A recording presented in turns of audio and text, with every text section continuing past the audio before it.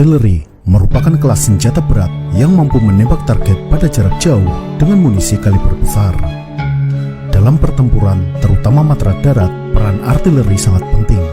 Bahkan, artileri pernah dijuluki sebagai The King of Battle atau Raja Pertempuran. Pada 2 kali Perang Dunia, sebagian besar korban dari tentara Amerika disebabkan oleh tembakan artileri, lebih banyak dibandingkan akibat tembakan senapan maupun jenis senjata lainnya. Artileri telah berevolusi dari meriam abad pertengahan yang digunakan untuk menjebol benteng, hingga menjadi artileri berat modern yang mampu menjangkau jarak hingga berpuluh-puluh kilometer. Ada banyak jenis artileri, baik dari segi ukuran, tipe, maupun jenis targetnya. Artileri digunakan baik sebagai senjata tembakan langsung atau direct fire, maupun senjata tembakan tidak langsung. Dilihat dari lintasan tembakannya tersebut, artileri dibedakan menjadi 3 tipe utama. Untuk senjata tembakan langsung dengan lintasan peluru datar biasa disebut sebagai gun atau cannon. Artileri untuk tembakan tidak langsung dengan lintasan melengkung disebut sebagai howitzer. Sedangkan lintasan yang sangat melengkung dengan sudut elevasi yang besar disebut sebagai mortar atau mortir. Namun, howitzer bisa juga digunakan untuk tembakan langsung maupun menembak dengan lintasan seperti mortir. Mas, untuk kali ini mau pakai artileri yang mana ya? Waduh, lupa dek, lupa jenisnya, tapi tetap ingat rasanya dek. Yuk kita bahas yuk tentang artileri hari ini. Tulis sholawat ya di kolom komentar. Dalam video ini kita akan membahas cara kerja dari artileri. Kita mulai dari bagian-bagian senjata artileri. Senjata artileri terdiri dari beberapa bagian. Tentunya bagian-bagian ini sedikit berbeda untuk jenis artileri yang berbeda. Misalnya, ada artileri jenis tarik atau taut, ada juga artileri gerak sendiri yang dipasangkan pada platform kendaraan, semisal menggunakan sasis tank seperti M109 atau menggunakan platform truk, misalnya Caesar.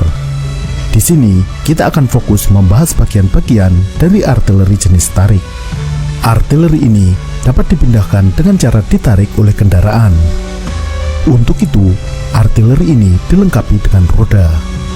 Di ujung belakang, terdapat kait untuk dicantelkan pada kendaraan penarik.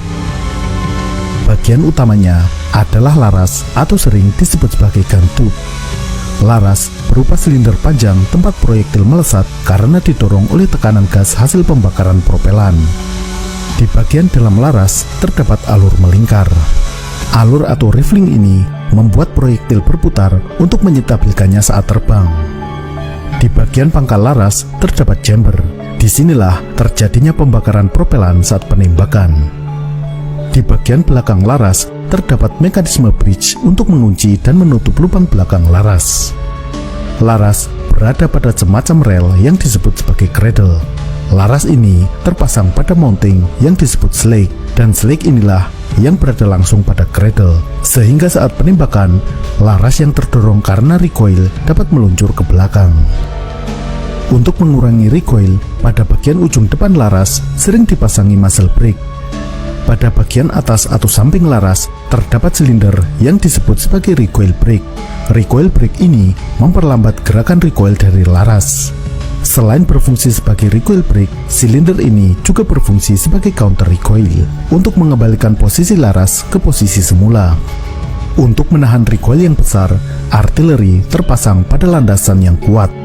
Pada artileri tarik terdapat 2 kaki di belakang yang disebut rail untuk menahan recoil. Kaki-kaki ini pada ujungnya terdapat spade atau semacam mata bajak yang tertanam di tanah. Artileri terpasang pada 2 poros sehingga bisa digerakkan dalam 2 aksis, yaitu elevation atau elevasi, yakni sudut vertikal, dan traverse atau gerakan horizontal. Poros horizontal yang memungkinkan artileri digerakkan vertikal berada di bagian belakang dekat pangkal. Ini untuk memungkinkan artileri diarahkan pada sudut elevasi yang tinggi. Namun, penempatan ini berarti poros tersebut berada jauh di belakang titik berat, sehingga laras akan cenderung turun. Untuk itu, pada artileri dengan laras yang panjang, terdapat mekanisme penyeimbang yang bernama equilibrator. Equilibrator memberikan gaya tolak yang berlawanan dengan gaya berat dari laras. Equilibrator ini bisa menggunakan mekanisme pegas, pneumatik atau tekanan udara, dan hidropneumatik. Meskipun lebih sering digunakan sebagai senjata tembakan tidak langsung atau indirect fire, artileri bisa juga digunakan untuk senjata tembakan langsung.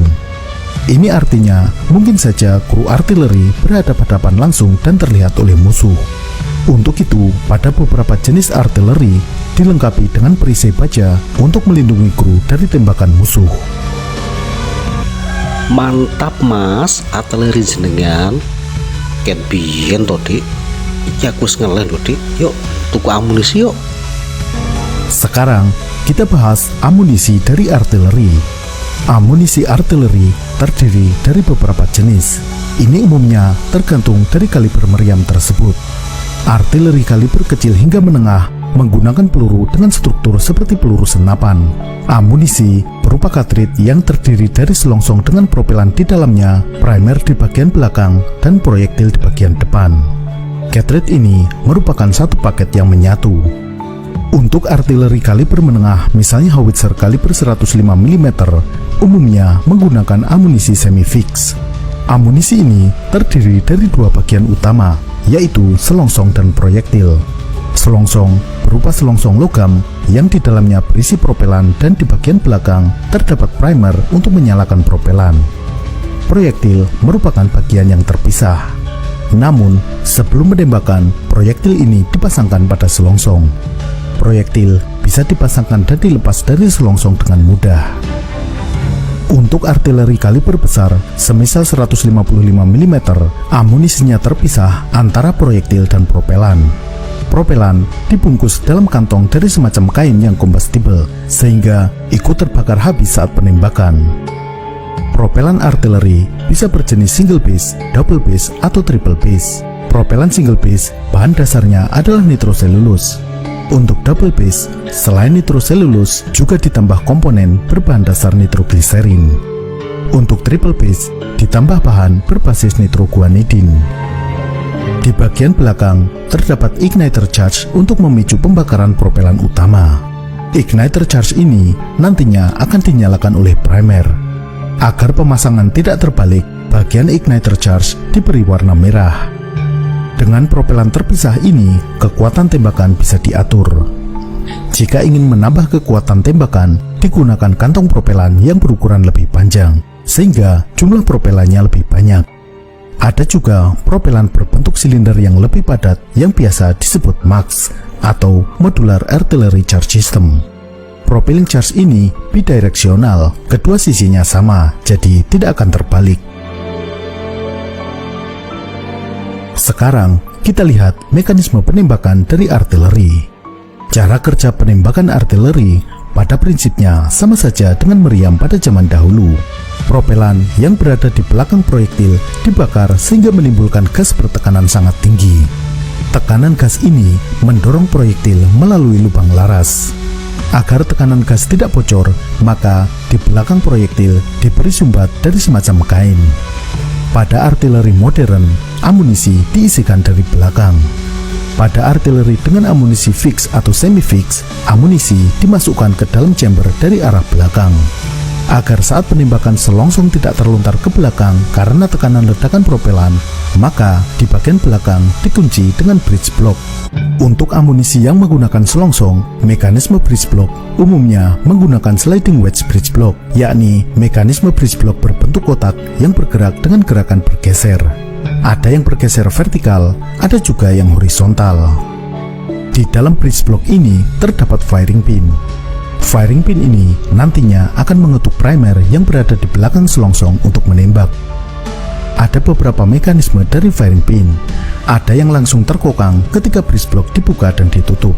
Ketika amunisi sudah terkunci di dalam chamber, senjata siap ditembakkan dengan menarik picu yang berupa tuas. Karena artileri menimbulkan recoil yang besar dan cukup berbahaya, maka untuk keamanan, tuas ini ditarik dengan tali. Ada juga firing pin yang menggunakan sistem continuous pull firing mechanism. Dalam sistem ini, tarikan tali mengokang sekaligus melepaskan penahan bekas firing pin, mirip seperti picu double action pada pistol. Sistem ini lebih aman karena mencegah firing pin menembak secara tidak sengaja. Ujung dari firing pin akan memukul primer pada selongsong dan menimbulkan ledakan kecil yang akan membakar propelan. Tekanan yang tinggi akibat pembakaran akan mendorong proyektil ke depan. Tekanan ini juga menekan dinding selongsong sehingga dinding selongsong akan mengembang keluar, menempel pada dinding chamber, menyebabkan tidak ada celah yang memungkinkan tekanan gas bocor ke belakang. Lalu, bagaimana dengan artileri yang menggunakan propelan dalam bentuk kantong? Bagaimana untuk mencegah kebocoran gas ke belakang? Pada artileri jenis ini, yang umumnya merupakan artileri kaliber besar, proyektil diisikan terlebih dahulu. Propelan dimasukkan di belakangnya. Bagian belakang chamber ditutup dengan bridge block yang menggunakan sistem interrupted screw bridge block, berupa bridge block berbentuk silinder dengan bagian sisi seperti skrup yang terputus-putus. Bridge block ini mengunci dengan cara memutar, sehingga alur-alur skrup mengait pada pangkal laras. Untuk mencegah kebocoran tekanan gas, di bagian depan bridge block terdapat bagian yang disebut sebagai obturator. Obturator terdiri dari beberapa plat silinder yang dipisahkan oleh split ring dengan penampang berbentuk V. Saat plat silinder ini tertekan oleh tekanan gas hasil pembakaran propelan, maka akan menekan split ring sehingga melebar keluar, menekan dinding bagian dalam chamber sehingga menyumbat gas agar tidak bocor ke belakang. Pada interrupted screw bridge block, propelan tidak berada di dalam selongsong logam, maka primer berada terpisah. Primer berada pada bridge block. Pada artileri model lama, primer ini dipasangkan pada unit firing pin dan kemudian firing pin dan primer ini dipasang dengan disekrupkan ke dalam bridge block, lalu diaktifkan dengan tekanan tali. Ada juga yang firing pinnya menyatu dengan bridge block, lalu primer yang berbentuk seperti selongsong kecil dimasukkan pada lubang di bridge block. Pada sistem yang lebih modern, terdapat sistem magasin. Beberapa primer diisikan dalam semacam magasin pada bridge block, sehingga operator tidak perlu memasang primer setiap kali akan menembak. Karena artileri menembakkan proyektil berkaliber besar dengan bobot yang berat, otomatis recoil yang dihasilkan juga sangat besar. Untuk itu, recoil ini harus dikurangi, diperlambat, dan ditahan. Untuk mengurangi recoil, pada ujung artileri berat terpasang muzzle brake. Pada muzzle brake terdapat semacam sirip-sirip yang disebut sebagai bevel yang membelokkan semburan gas menyerong ke belakang. Semburan ini menimbulkan gaya dorong ke depan yang berlawanan arah dengan daya dorong recoil ke belakang. Dengan demikian, tenaga recoil akan berkurang. Kemudian, kecepatan dari gerak recoil diperlambat dengan recoil brake yang berbentuk semacam tabung panjang. Recoil brake bisa berada di atas bawah maupun di samping laras. Di dalam recoil brake terdapat piston yang terhubung dengan laras. Saat laras bergerak ke belakang karena recoil, piston ini menekan cairan semacam oli yang mengalir melalui lubang kecil. Hal ini memberi daya hambat yang berfungsi sebagai rem dari recoil. Aliran oli ini kemudian menggerakkan piston di tabung lain yang menekan gas nitrogen bertekanan. Ketika daya dorong recoil sudah hilang, tekanan gas nitrogen ini akan mendorong piston sehingga laras kembali ke posisi semula. Jadi, recoil brake ini juga berfungsi sebagai counter recoil. Recoil yang sudah dikurangi dan diperlambat ini pada akhirnya ditahan oleh kaki-kaki atau trail dari howitzer. Artileri umumnya digunakan sebagai senjata tembakan tidak langsung. Peluru artileri menuju targetnya melalui lintasan melengkung atau parabola. Ini artinya penembak artileri tidak melihat secara langsung targetnya. Sasaran berada sangat jauh dan tertutup perbukitan, pepohonan, dan kontur bumi lainnya. Untuk dapat mengenai targetnya secara tepat, maka senjata artileri harus diarahkan pada sudut yang tepat, baik sudut vertikal maupun horizontal.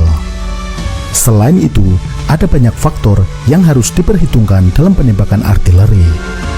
Sudut vertikal atau elevasi menentukan jarak tembak. Selain ditentukan oleh sudut elevasi, jarak tembak juga ditentukan oleh muzzle velocity atau kecepatan awal dari proyektil. Disinilah beberapa faktor harus diperhitungkan, baik faktor internal maupun eksternal. Faktor internal misalnya jumlah dan jenis isian propelan serta bobot dari proyektil. bobot proyektil bisa berbeda ketika menggunakan jenis fuse yang berbeda, karena bobot fuse tersebut juga berbeda. Faktor eksternal yang cukup mempengaruhi adalah suhu udara. Suhu udara akan mempengaruhi suhu dari propelan. Suhu propelan akan berpengaruh terhadap kecepatan pembakaran sehingga mempengaruhi kecepatan proyektil. Karena itu, jarak tembak artileri di medan salju dengan suhu yang membeku akan berbeda dengan ketika ditembakkan di gurun pasir yang panas. Kemudian, sudut horizontal. Artileri akan diarahkan pada target sesuai dengan sudut target itu terhadap azimut. Azimut adalah sudut referensi sebagai acuan. Arah azimut bisa menggunakan true north, yaitu arah utara sejati, yakni arah ke titik poros putaran bumi, ataupun magnetic north, yaitu arah utara yang ditunjukkan oleh jarum kompas. Bisa juga sesuai dengan grid tertentu pada peta. Sudut antara target dengan azimut disebut sebagai bearing. Pada penembakan artileri, sudut ini menggunakan satuan mils atau miliradian, yakni 1/1000 radian. 1 radian adalah sudut yang dibentuk oleh jari-jari lingkaran dengan bagian keliling yang panjangnya sama dengan jari-jari. Satu lingkaran penuh adalah 6400 mils atau miliradian. Mengapa artileri menggunakan satuan radian dan bukan derajat? Ini untuk mempermudah perkiraan, karena sudut 1 mils atau 1 miliradian pada jarak 1 km akan membentuk jarak 1 meter. Jadi lebih mudah membayangkannya. Jika pemirsa Gus Afik belum tahu tentang sudut dan radial, boleh tanya sama guru matematikanya ya. Sebelum penembakan, senjata artileri disetting arahnya agar tepat dengan arah azimut. Proses ini disebut sebagai penjajaran atau gun laying. Pada artileri terdapat teleskop untuk membidik, bukan untuk membidik target, melainkan membidik titik referensi, yakni aiming circle dan aiming post. Proses gun laying dan pembidikan target juga menggunakan perangkat bantu yang disebut sebagai artileri kolimator. Kita akan bahas prosedur dan cara penjajaran artileri ini di lain waktu. Setelah artileri disejajarkan, maka tinggal diarahkan pada target sesuai dengan sudut target tersebut terhadap azimut. Namun, senjata artileri tidak serta-merta diarahkan tepat pada arah sasaran. Ini karena jarak tembakan yang sangat jauh, faktor-faktor eksternal memberikan pengaruh yang mengakibatkan lintasan peluru mengalami defleksi atau melenceng. Faktor tersebut diantaranya adalah arah dan kecepatan angin. Arah tembakan harus mengkompensasi pengaruh defleksi akibat angin. Karena itu, satuan artileri dilengkapi dengan alat pengukur meteorologi, baik arah dan kecepatan angin maupun suhu dan kelembaban udara. Kondisi udara di permukaan dan ketinggian tentunya berbeda. Untuk itu, kondisi udara di ketinggian juga diukur dengan menggunakan alat ukur yang diterbangkan oleh balon udara. Faktor lain yang juga diperhitungkan adalah pengaruh dari rotasi bumi. Pengaruh rotasi bumi ini menyebabkan peluru artileri yang ditembakkan melenceng beberapa miliradian, tergantung arah dan lokasi koordinatnya. Ini adalah tabel dari buku manual artileri milik Angkatan Darat Amerika Serikat. Tabel ini menunjukkan berapa sudut melencengnya peluru artileri tergantung jarak dan lokasi koordinat. Di utara khatulistiwa, jika menembak ke utara, maka peluru akan sedikit melenceng ke timur. Jika menembak ke selatan, peluru melenceng ke barat. Fenomena sebaliknya terjadi di bagian selatan khatulistiwa, misalnya di benua Australia. Jika menembak ke utara, peluru melenceng ke barat. Menembak ke selatan, melencengnya ke timur. Fenomena ini disebut sebagai efek Coriolis. Defleksi arah tembakan karena faktor-faktor tersebut ditunjukkan dalam tabel-tabel yang sudah disediakan, sehingga operator artileri tidak perlu menghitung dengan trigonometri. Pada senjata artileri modern, perhitungan sudut tembakan dilakukan dengan software komputer. Namun, meskipun sudah dihitung dengan sangat akurat, jatuhnya tembakan tetap masih bisa melenceng, karena ada faktor kecil lain yang tidak diperhitungkan. Untuk itu, ada tim observer yang memantau perkenaan tembakan artileri.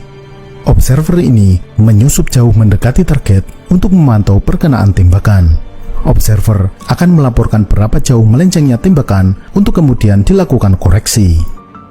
Saat ini, pemantauan perkenaan tembakan bisa juga dilakukan dengan menggunakan drone intai. Berikutnya, proyektil. Proyektil peluru artileri disebut sebagai shell, berupa proyektil berbentuk ogive dengan casing dari besi cor yang berisi bahan peledak di dalamnya. Pada ujung depan terdapat fuse sebagai pemicu ledakan. Pada bagian luar proyektil terdapat semacam cincin dari logam lunak semisal tembaga yang disebut sebagai rotating band. Rotating band inilah yang berkontak langsung dengan alur laras. Jika tidak ada rotating band, alur laras akan bergesekan dengan casing proyektil yang terbuat dari besi cor, sehingga akan merusak bagian dalam dari laras. Bahan peledak sebagai pengisi artillery shell bisa bermacam-macam, misalnya TNT atau composition B. Jenis bahan peledak ini ditulis di bagian luar, umumnya di baris kedua setelah tulisan kaliber dan tipe.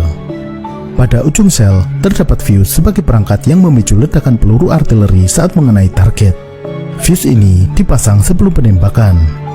Pada saat penyimpanan dan pengangkutan, bagian depan tempat fuse ditutup dengan semacam sumbat yang disebut lifting plug dengan ujung berbentuk cincin. Sebelum penembakan, lifting plug ini dilepas dan digantikan dengan fuse. Fuse untuk artileri bermacam-macam tergantung tujuan penggunaannya. Yang paling sederhana adalah fuse impact atau point detonating fuse. Fuse ini akan meledak jika menghantam sesuatu. Ketika menghantam target, fuse akan memicu ledakan bahan peledak di dalam shell. Kemudian fuse delay. Setelah menghantam sesuatu, ada jeda waktu beberapa saat sebelum meledak. Ini umumnya digunakan untuk sasaran semisal bangunan atau landasan pesawat terbang. Proyektil akan menembus atap bangunan, kemudian baru meledak di dalam gedung, atau menembus landasan dan meledak di dalam tanah, sehingga menimbulkan kerusakan yang lebih besar daripada jika meledak di permukaan. Untuk target personel, digunakan fuse yang mampu meledakkan proyektil saat berada di udara atau airburst. Dengan meledak beberapa meter di atas tanah, maka sebaran pecahan logam akan semakin luas. Artinya, area letal dari ledakan juga semakin besar. Fuse untuk airburst ini pada awalnya menggunakan time delay, disetel agar meledak setelah waktu tertentu setelah ditembakkan, sesuai waktu perkiraan. Namun, saat ini umumnya menggunakan proximity yang memancarkan gelombang radio dan akan meledak ketika mendeteksi pantulan gelombang tersebut yang dipantulkan oleh permukaan tanah pada jarak tertentu.